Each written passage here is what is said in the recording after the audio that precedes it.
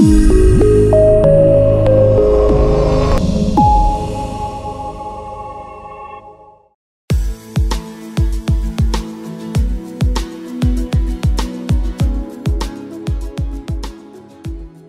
examens de la FASEG sont perturbés, comme vous le savez, depuis un moment, par les mouvements d'humeur des étudiants, notamment ceux de l'UNSEB.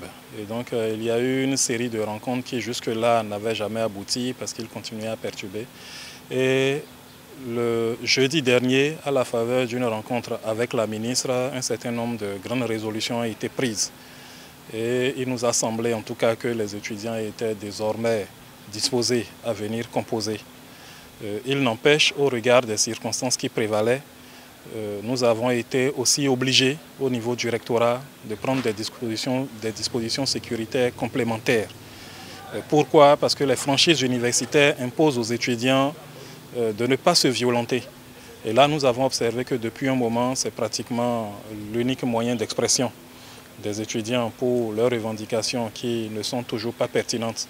Une matière lors des examens des semestres impairs, c'est-à-dire des premiers examens, a été perturbée de par la faute des étudiants et ceci exige des responsables étudiants qu'ils organisent uniquement ou spécifiquement cette matière-là avant toute autre forme d'organisation d'examen dans cette faculté.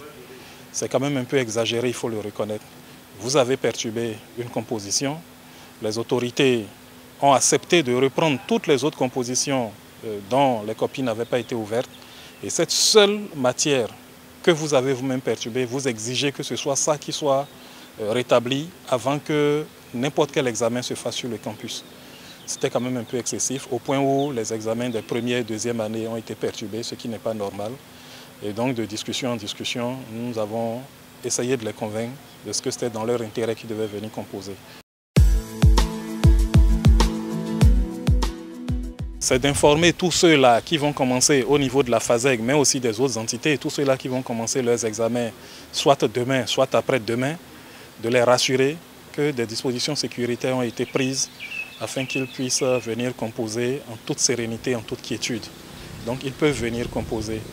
Deux, à l'endroit des étudiants frondeurs, c'est de leur faire comprendre que tout ne se résout pas par la force.